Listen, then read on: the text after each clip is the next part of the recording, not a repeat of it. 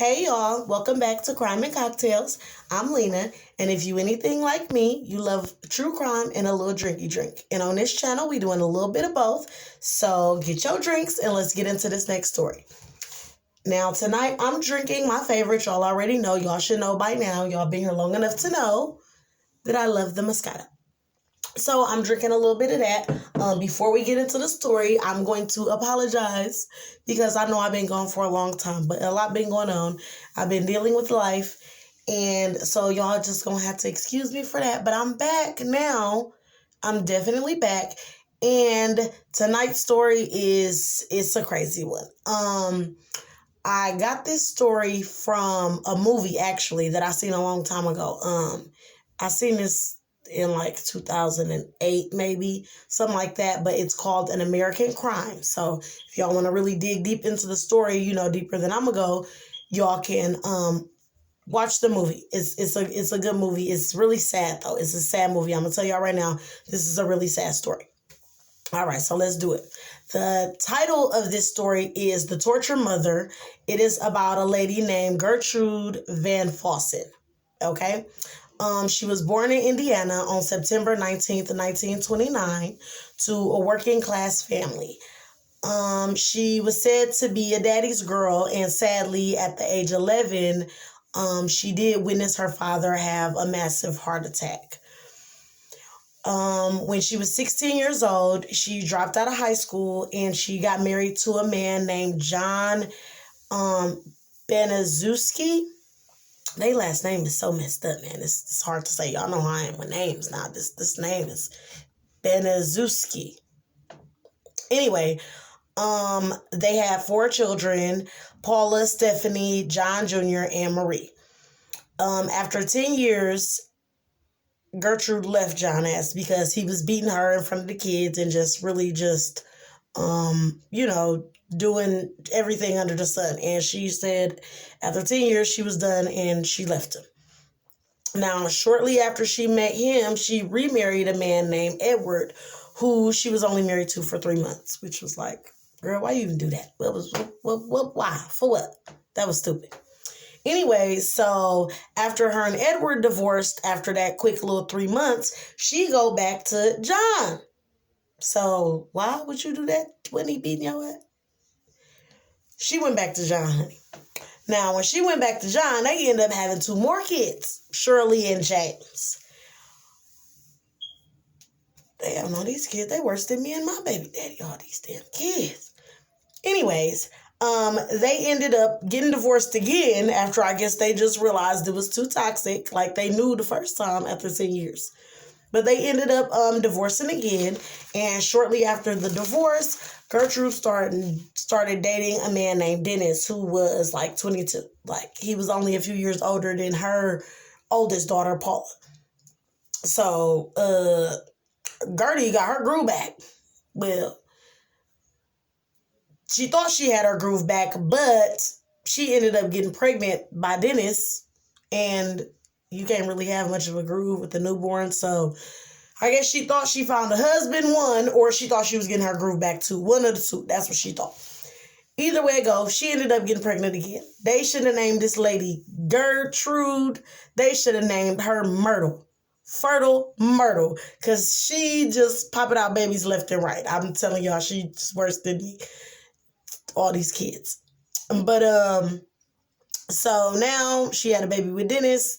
She got the other 6 kids with John. She just 7 kids. She just got a whole little team on her hands. Squad. Gang. I ain't mad at her. So now, after she ended up getting pregnant by Dennis, in true baby daddy fashion, he got up out of Dodge and hit it on that ass. Oh, you pregnant? Oh, yeah. And you old too? I'm done with you. He was done with her. It was no more after that. That was it. He cut it off. So, of course, she was mad at this because, like I said, I honestly think she thought she was going to get another husband. Even though he was only 22, girl, you should have knew he wasn't mature enough to marry you. But anyways, he hit it on her. She was mad about that. She was real pissed. And so she went to court and filed child support on his ass. She did win the child support little settlement or whatever. But again, in true baby daddy fashion, he didn't pay a damn dime. He's a bum. clearly, but that's how I go. So now at this point, Gertrude is single with 7 kids and barely getting by. Like, she was struggling to make it. So her life was just not going in the right direction at all at this point. Okay, so now that we done talked about Gertrude and all her marriages and all her 7 kids, there is a secondary family that comes into play in this story. This is the Likens family. Likens. Betty and Lester Likens, they were a couple of carnival workers with 5 kids. Daniel and Diana, who were twins, fraternal twins. Then Sylvia, and then Benny and Jenny, who were also fraternal twins. They were just popping out twins. They was having a lot of kids. Damn. This was in the 60s, by the way. This happened in the 60s. They was popping out babies, baby. Okay, so Lester and Betty had an unstable marriage, and it was mostly because they traveled a lot. They worked for the carnival, so it was kind of unstable. They was, struggling to trying to make ends meet, whatever, just working at the carnival. They would usually sell soda, beer, candy, just to try to make it by at the carnival. Their sons, they had the 2 sons who they, I guess they was boys, so they, worked with them during the carnival, helping set up or whatever, it was that they was doing. And the oldest daughter, Diana, she had already got married and moved out the house. So she was on her own. She was no longer, with the family.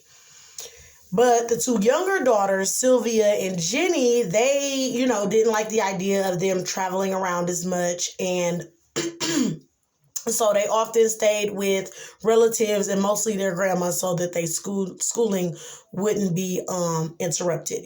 They wouldn't get messed up in school traveling around with them with the carnival. Now, the younger sister, Jenny, she has suffered from polio, and she had walked with a limp, which makes, if you know anybody with polio, my mom, she has polio, so I'm familiar with that. So that's another reason why they didn't really want them, traveling and doing all that with the whole carnival thing. So, her older sister, Sylvia, that's the other younger sister. She's the only one that wasn't a twin. She was said to be friendly, confident, lively. She liked music, and she was real protective of her little sister, Jenny. Now, in July of 1965, Betty had got arrested for shoplifting. Now, with her in jail, Lester was finding it harder and harder to care for the kids by himself.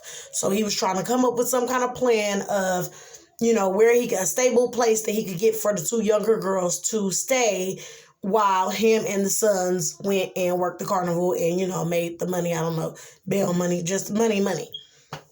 Okay, so he got this in his head, trying to figure out something while his wife is in jail for shoplifting. Now, Sylvia had ended up becoming friends with a girl from school. Her name was Stephanie Baniszewski. Okay, and Stephanie had ended up inviting Sylvia to a sleepover at her house. Now, Sylvia went to the sleepover. It was a great time. It was real fun. They was already friends, so I'm sure she had a nice time. And when Lester went to pick Sylvia up from the sleepover, he ended up speaking with Stephanie's mother, Gertrude. Now, this is how this family comes back into play.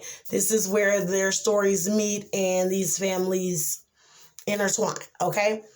So while talking to Gertrude, Lester had ended up opening up to her, you know what I'm saying? It was said that she kind of had a little crush on him, Gertrude did. So she was probably flirting with him and batting her eyelashes, all that at him. So he was opening up to her. So, he probably told her like, yeah, my wife locked up. I don't know what I'm about to do with all these kids. I got to try to make some money, telling her, giving her the whole rundown. So once he did that, Gertrude was like, well, the girls don't seem like that much trouble. You know what I'm saying? They seem like nice, sweet girls. Why don't they just stay here?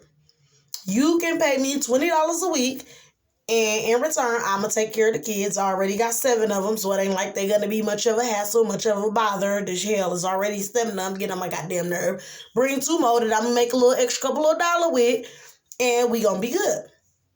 That was the deal. Done. That was the deal. He like, bet. Okay. They already, he wouldn't have to take them out of the school. They was already in the school with these girls, with these other kids. So, they was already familiar. It seemed like a good idea, right? Well, the first few weeks went real well. All the children got along. Gertie was nice. They was going to church frequently. Everything was copacetic. Everything was A1, right? That was until one day that $20 didn't come on time. And that made Gertrude very upset. She was real mad about that and frustrated, I'm sure she got all these kids. I got to pay these bills. This man supposed to be sending me this $20. It ain't came. Mind you, I know it's just $20, but this was in the 60s and we in 2021 and I heard they be giving bitches $40. So the 20 don't seem that bad for all them years ago, right? So it was, that's when he didn't come. She was so mad. She ended up taking out her frustrations on the sister. And she ended up beating them with a paddle and told them, well, I just took care of you 2 little bitches for nothing for a whole week. Basically, your daddy money is funny and I don't like it. So now I'm going to take it out on y'all. And she beat them kids with a paddle.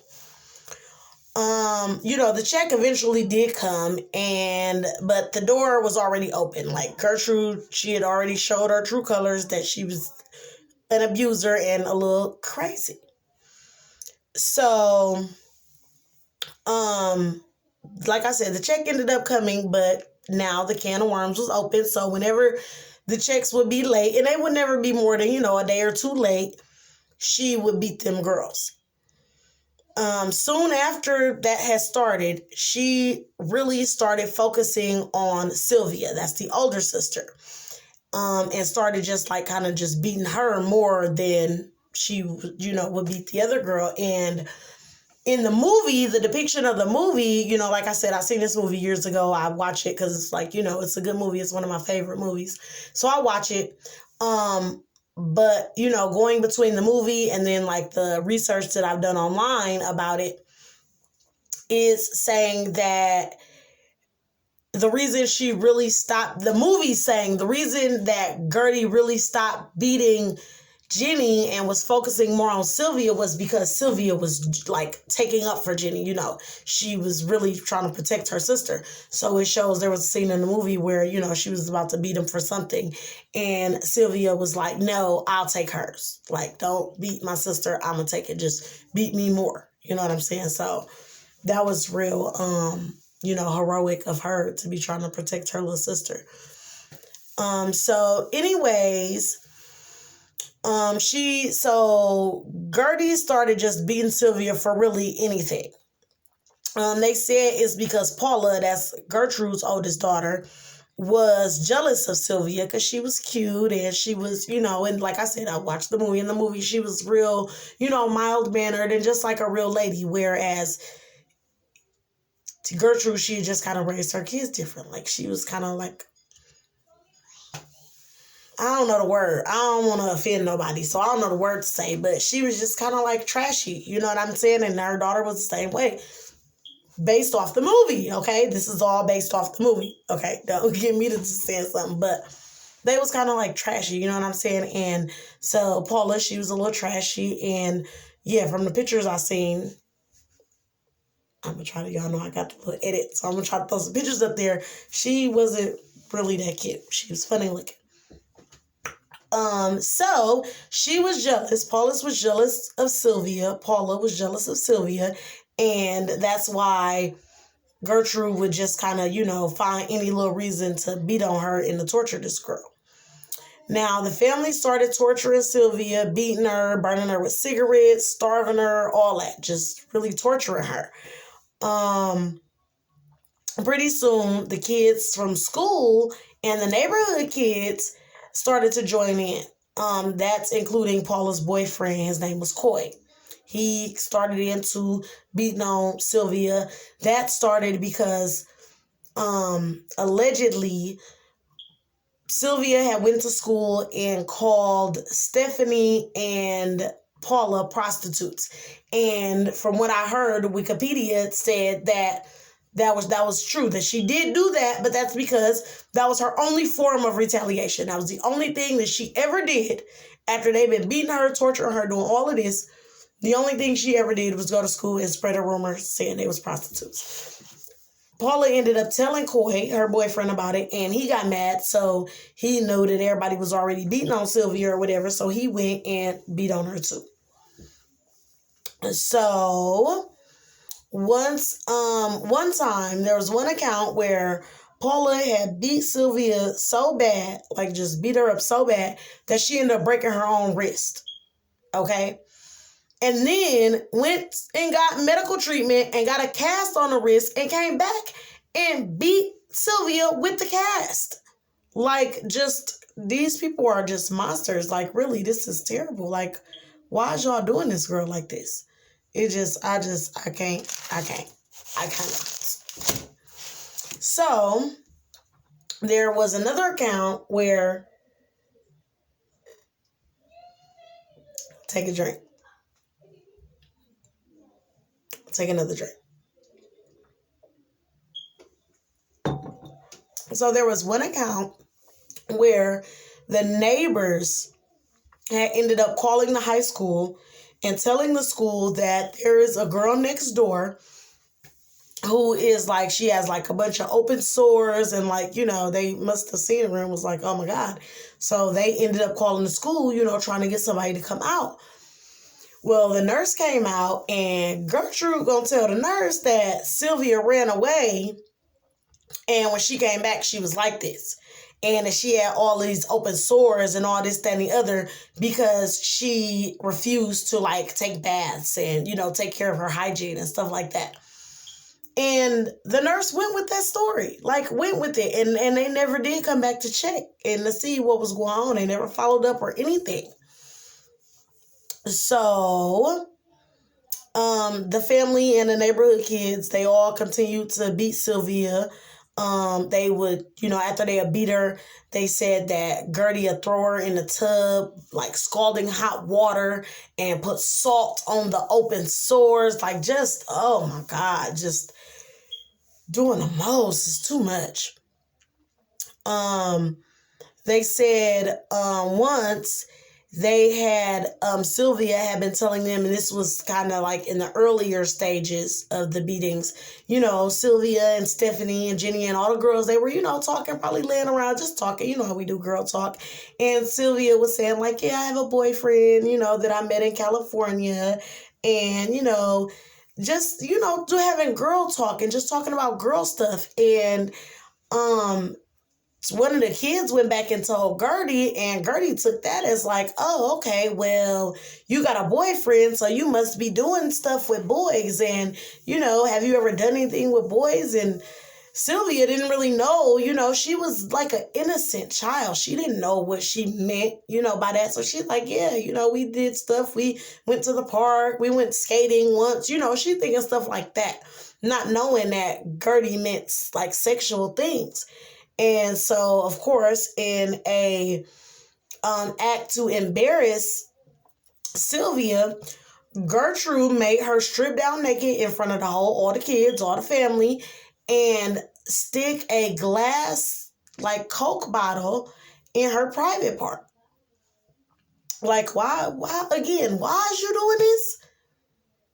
Like, why? But she was just real crazy. The lady was crazy.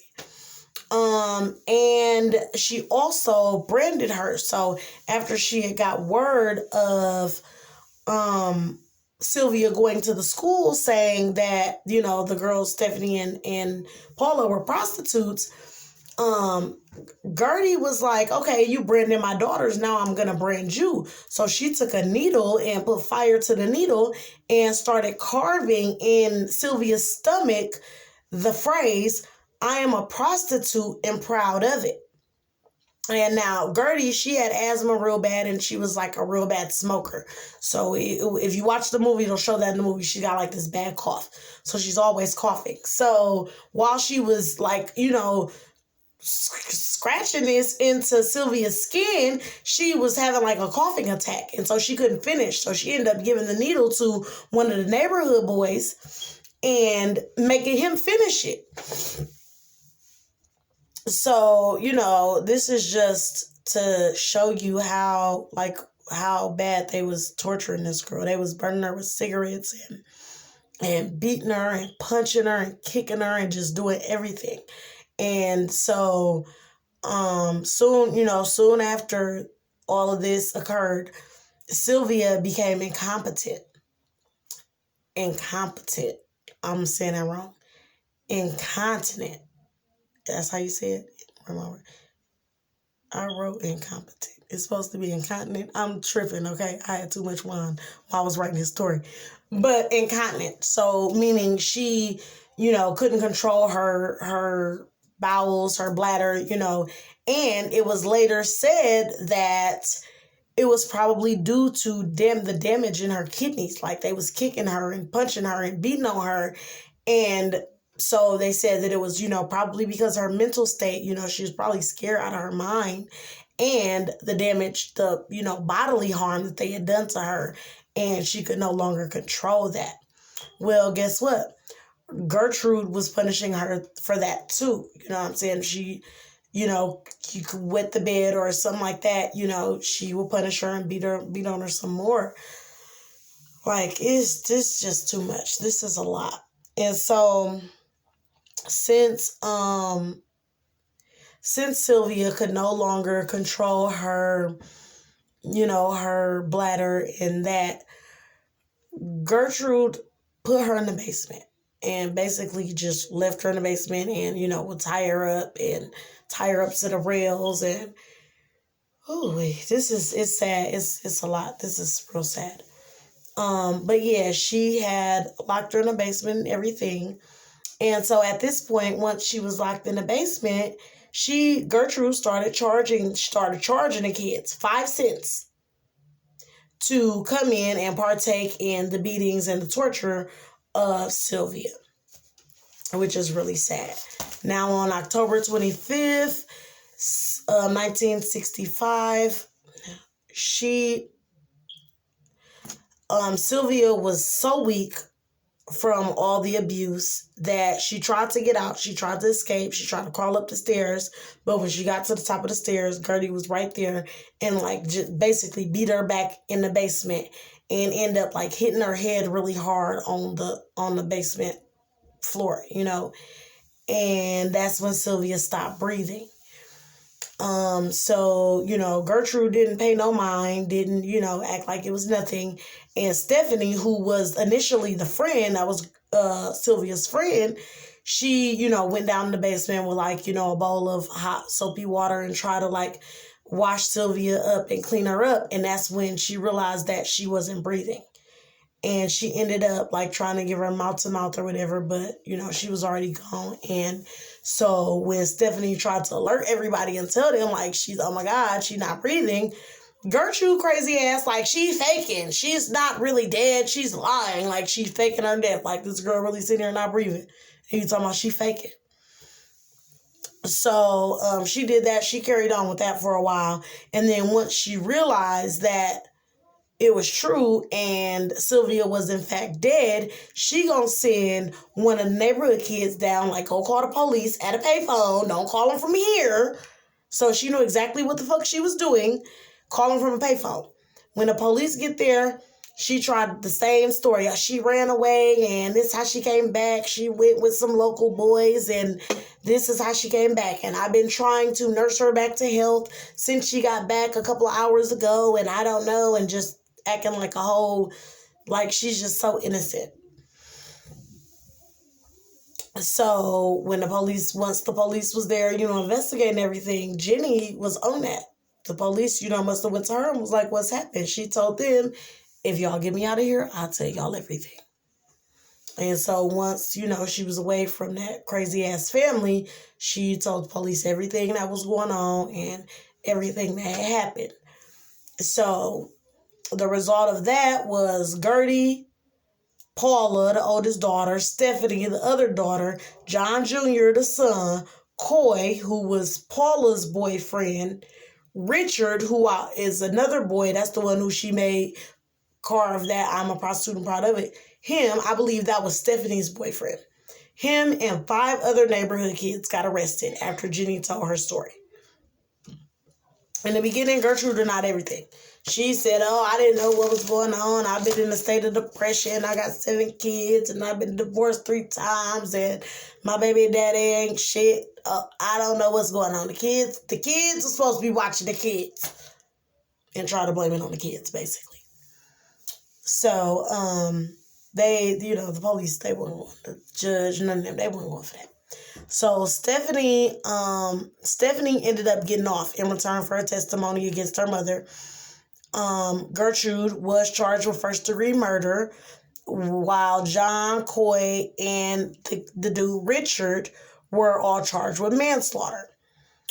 Paula and Gertrude both ended up getting life, but Paula ended up getting retried, and the conviction was dropped to voluntary manslaughter, and she was sentenced to 2 to 21 years, and she only did 3 years, and she got out.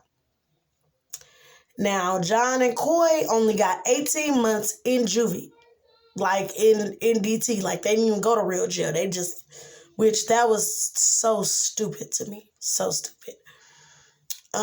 Richard ended up, everything that had happened, that ended up getting to him and taking a toll on him. So he ended up smoking excessively and died at the age of 21 from lung cancer. Good for you. Good. Gertrude did end up getting retried and received 18 years to life, but ended up going up for parole in 1985. She got out and changed her name to Nadine Von Fossen, which Von Fossen, y'all know that was her original maiden name. And she ended up moving to Iowa, and then she ended up dying 5 years after that in 1990 of lung cancer. Good for her too, but I feel like they should have been tortured some more before they died.